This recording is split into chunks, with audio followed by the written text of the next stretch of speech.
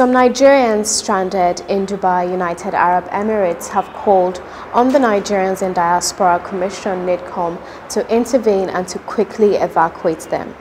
The Chairman CEO of the Nigerians in Diaspora Commission, Honorable Dr. Abike Dabiri-Erewa, says the Nigerian consulate in Dubai is in charge of the situation. Please stay tuned for more details on this situation. And Nigerians in Canada are making impact politically, socially, culturally, and in entertainment. The Canadian ambassador to Nigeria gives more insight. And also on this table, we have the Vice President of the Bank of America, Mr. Aliyu Ahmed Al-Makra, visiting NIDCOM. And NIDCOM's boss also visited TET Fund to promote Diaspora Research Center.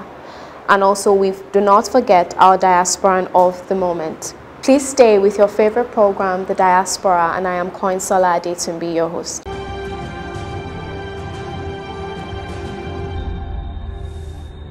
And now let's begin with a press briefing by Honorable Dr. Abike Dabiri-Erewa, giving an update on the profiling of Nigerians in Dubai. Immediately the attention of the consulate in Dubai was drawn to it. The Consul General was, now they are right now in the holding center, and they are being profiled.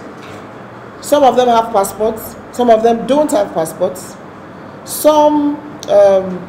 There are some children that actually have no form of identification. Some don't even remember the names with which they entered the country originally. So they need to be profiled. And then some actually, it's also important to ensure that some are not having committed a crime and are trying to just run away. So what the consulate is doing now is profiling everybody, and at the holding center the profile is ongoing. Initially at the airport there was a fake WhatsApp message sent to everybody that, listen, there are flights. That's what led to the rush to the airport, and there were quite a number of Africans. So the consulate identified the Nigerians, like I said, is a holding place. Now here's the thing, it's after the profiling that they will take a decision on the next steps to take. So the consulate and the embassy will brief the Ministry of Foreign Affairs and the next steps will be taken. But the key thing is that profiling has to be done. You can't just go and carry everybody and say, get on board. We need to know you're Nigerians. Like I said, some don't have any passports. There are children with, you don't even know their parents. There are some with a little profiling done that have no form of identification. Then you also have to ensure that you don't have some criminals who have committed a crime in Dubai and want to use the opportunity to run away. So while it's a situation on ground, it's important that we allow the mission, the consulate, to do the proper profiling. And then of course the federal government, as always, will now take the next steps when they are identified properly as Nigerians and ensure that everything is properly done. The profiling is very key. But how can you be in a country without knowing the name that you used to enter? You know? And like I said, there are children without any parents. They're just there as children. Where's your mother? Where's your father? Nobody knows. So it's important that we allow the mission, and they're already doing that. So please, this is very important that it should be done. So yes, there's a lot of noise on social media, but the right things have to be done. The Honorable Minister of State Foreign Affairs was recently in the UAE. He had a very good meeting with his counterparts there. In fact, it was another of the binational commission meetings, and a lot of MOUs were signed. So there's no problem with the bilateral relations between Nigeria and the UAE. The problem is with us and our behavior. And we need to tell ourselves the home truth. We need to behave properly. And you see, the bad ones will always spoil the good. And we shouldn't allow that to happen. So we don't have a problem with country-to-country relationship. So we need to tell ourselves the truth, stop bad behavior, stop going to these places and stop taking crime to another person's country. So if you think that you can't obey laws in your own country, you take to another country, it's going to affect everybody, and it's beginning to. In the meantime, this is not about condemning anybody, it's about ensuring that these Nigerians, government does what they need to do, but it has to be properly done. The profiling has to be completed. And if you're a criminal running away, it's not likely that the mission will just put you on a plane and send you back. So it has to be properly done. So we just appeal for calm and patience, and be rest assured that the Nigerian consulate in the UAE is actually on top of this situation. And then it's an opportunity to reiterate once more. If you go to these countries without your documents, you're going to get into trouble. You're going to get into trouble. So there's no point going to all these places without your documentation. You're not going to get a job. And ultimately,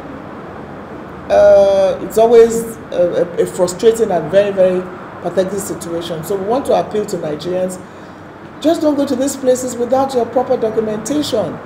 You know, at the end of the day, you come back with nothing if you come back alive. So we can guarantee that the mission is actually on top of the situation. They're profiling them, and at the end of the profiling, the next steps will be taken. Thank you. Thank you, Mama Diaspora, for the update. Now, the growing and impressive diaspora population in Canada necessitated the visit of the Canadian ambassador to Nigeria for more collaboration. Please watch. Very happy to be in Nigeria. It's my second time here, and I've had a very good discussion with the Honourable about, you know, the mandate of the Diaspora Commission, but, you know, more importantly in this case, the growing and impressive Nigerian diaspora in Canada, and where we can work to collectively harness, I think, the good energy that's there to the benefit of both countries. And so we had a very good discussion this morning about ways we can do that, and I look forward to working with the chair over the coming months to do what we can to really bring a light to a very important part of Canada's overall cultural mosaic. I mean, we're a country of immigrants, but the Nigerian community is taking up its own place in Canada, really contributing in all aspects of our society, economically, of course, but culturally and socially. So it's a very important part of our country, and one of the reasons why I want to pay a call this morning. So we're glad to receive you and your team. And like you said, we have a huge diaspora population in Canada and doing great things in Canada and making us very proud. So ours is to engage with them when they can also do back home in their home country, Nigeria. And a lot of Nigerians are, you know, immigrants in Canada working and also remitting money back home. And we're proud of the Canadian Nigerians, and they are really doing great things here. They're investing in businesses. They participate a lot in all our programs, the Diaspora Investment Summits. They were involved in the setting up of the Diaspora Investment Trust Fund, and a whole lot of things that we do back here. And we're also working hard to engage the younger generation of Nigerians in Canada. I know we have a lot of students there, and they all have great stories to tell. But the key thing is, how do you engage wherever you are, whether you're at home or abroad? So with the Canadian population, and also in terms of our arts, creative industry, there's so much partnership that can happen between the creative industry, the music, the Nollywood, as well as Canada, because I know that you have a lot of infrastructure for that in Canada. And we look forward to further engagement with you and continuous engagement with our diaspora community in Canada, and we really are proud of what they are doing. We know we have a few bad stories, but we celebrate always the good ones. And also recently, 2 Nigerians were killed in a nightclub in Canada, working legitimately. So I know that you've put out a case for the suspect who is in Atlanta, but we are confident that you will get justice and the culprit will be arrested and face the penalty. And we hope that this will be the first of many, many, many more engagements. So thank you very much, Excellency. Funding for Diaspora Resource and Research Center by TED Fund is on the offing. NIDCOM's boss visits TED Fund for more talks. Because TED Fund focuses a lot on research, we can have what we call a Diaspora Resource and Research Center. Now we've gone far with the University of Ibadan that has actually said, look, this is the land for you. It can be done. So we're wondering if we can partner with TED Fund for you to put resources into having this global diaspora research and resource center. And I believe this will be a huge, huge, huge intellectual base for our intellectuals in the diaspora. And I believe it will also be a legacy that TED Fund can can be proud of. Already, like I said, the University of Ibadan is actually, I have a letter here directly to TED Fund where they said, listen, we can provide the land, we can work with you, all we can just do is with the facilitators. But we also say that we can have what we call work on a research on the global impact of Nigerian diaspora beyond criminalization. And we believe that when we look at the professionals in the field of education all over the world and work with TED Fund and NUC, we can stop this narrative of, oh, they are criminals. Oh, all we do is fraud. Oh, all we do is fraud. And when actually all we do is we are developing world economies. Without Nigeria and a lot of countries, I'm telling you, they would complain. So from America to South Africa to everywhere in the world, we are excelling. So we want to work with you, TED Fund, we want to partner with you to see how we can have a purposeful structure, an enduring structure, an enduring institution, perhaps through the research, global research center that we hope we can put in that institution that has already said, well, here's the land, that it can be done. So that is the essence of this visit, Mr. ESN, and I hope that moving on, we really can work in this regard. So once more, thank you for receiving us here at your office, and we hope that this is the beginning of a purposeful, meaningful partnership that will actually deepen and help our country, Nigeria. We are glad you are here, and I'm very confident that going forward, the two specific requests before us, first for a center that will promote research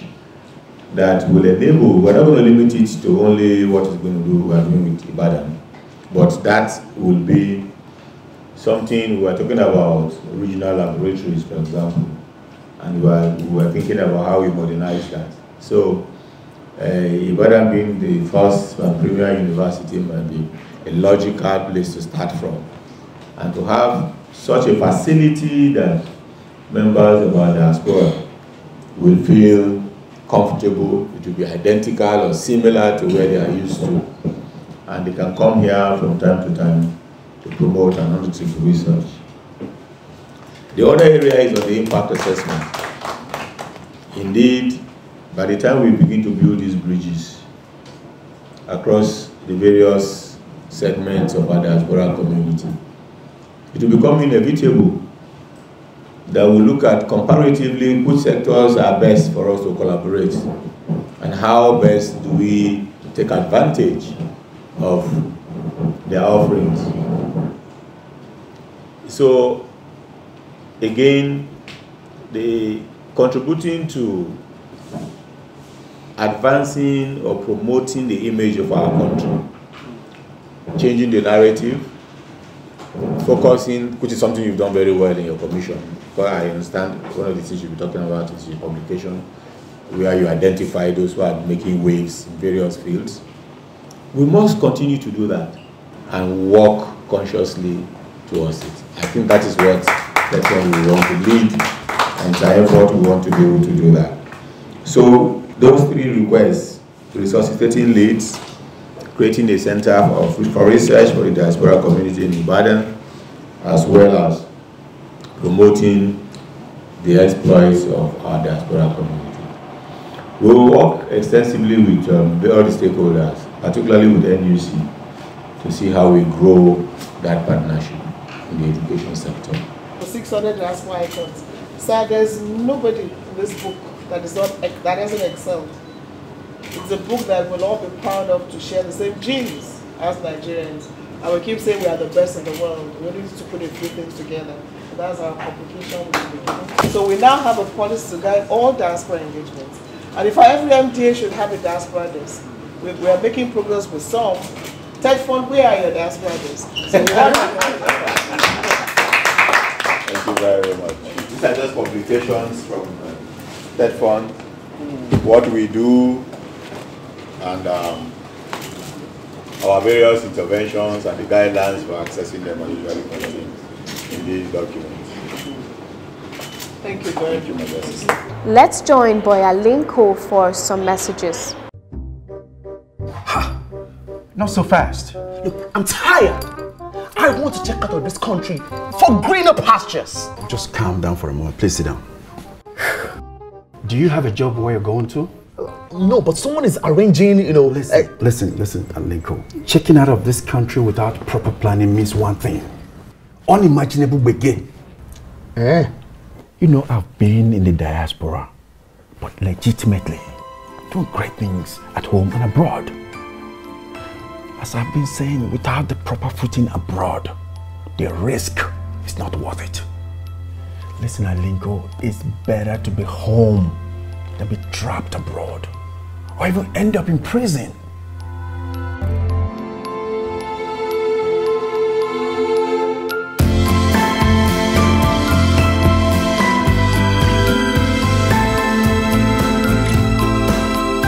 If you must travel, travel legitimately.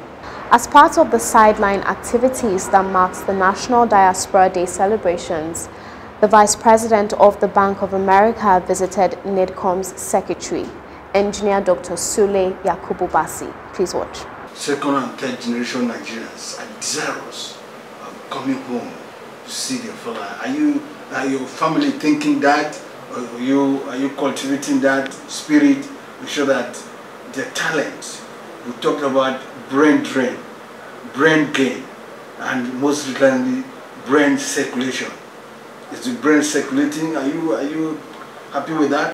Success is a slow process, and it's all. You know, you quitting any success project, it's not expediting the success itself, but you see how people would venture into you know, activities like helping back here or coming here to establish some sort of ventures.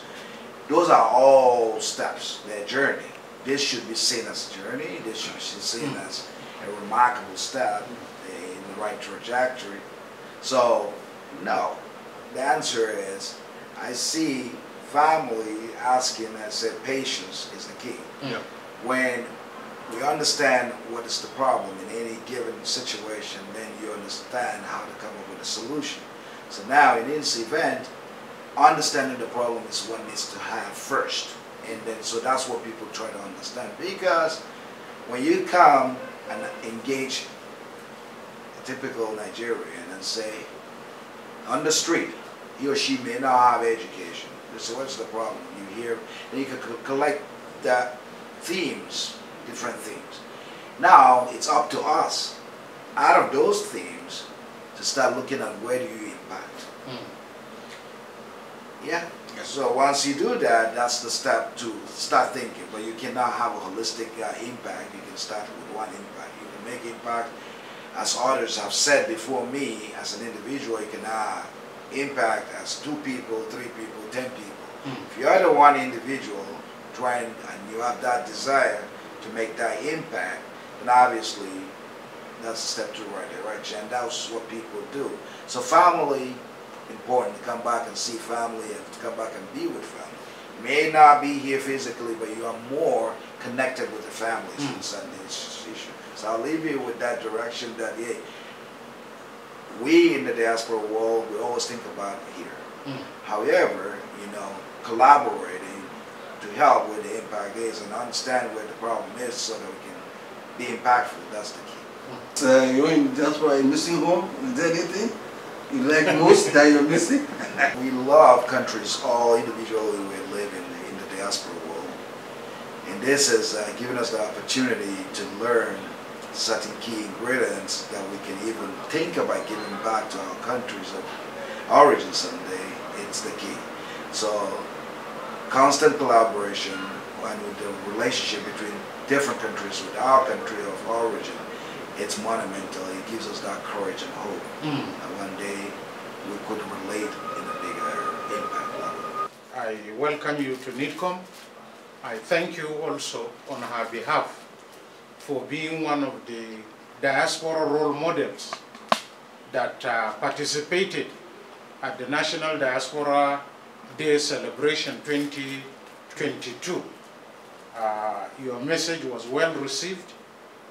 Nigerians both at home and in the diaspora have been following your activities. We are very proud of your achievements, rising up to being the Vice President of the Bank of America. This is something that gladdens our heart as Nigerians. As the President says, wherever you find yourself as a Nigerian, you must be our ambassador, you must be the best and excel, and you must also remember home. And we thank you for remembering us, for being with us, for encouraging us, and for being at the Diaspora Day celebrations. We have a copy of the National Diaspora Policy and our Diaspora magazine to present to you on behalf of the chairman. And now to our Diasporan of the moment. Our Diaspora of the moment is Dr. Bem Linton Atim. Dr. Bem was born on the 27th of June 1985 at the University of Pittsburgh Magee Women's Hospital in Pittsburgh, Pennsylvania. Dr. Bem is also a Nigerian-American originally from Benue State. A few years later, his elementary school teacher, Miss Sykes, would identify him as a gifted child. Dr. Bem attended the Swanson School of Engineering at the University of Pittsburgh and graduated summa cum laude with a BS in civil engineering. He politely declined his father's suggestion to read law and decided on medicine. He attended the Weill Cornell Medical School at the Ivy League Cornell University in New York. Dr. Bem excelled to a point that his class unanimously voted him to deliver a speech on their behalf. His speech at the Carnegie Hall flowed easily like a river, receiving thunderous ovations from the students, faculty, and parents alike in the audience. Dr. Bem decided to do his residency at New York University, where he secured an appointment at the Langone Health and is now an assistant professor at the New York University in the city. He is a member of the Group Practice New York University and his current practice location at 550 First Avenue, New York, New York. Besides practicing medicine, Dr. Bem also teaches at the medical school. Last year, he was promoted to the position of medical director supervising some doctors, and this month, Dr. Bem was also overwhelmingly voted Teacher of the Year by the medical students. Congratulations, Dr. Bem Linton Atim. We celebrate you as our Diaspora of the moment. Thank you for staying all through the program. Do get back to us for your queries and concerns. Join us next week for a fresh episode. I remain your host, Koinsola Adetumbi. Bye for now.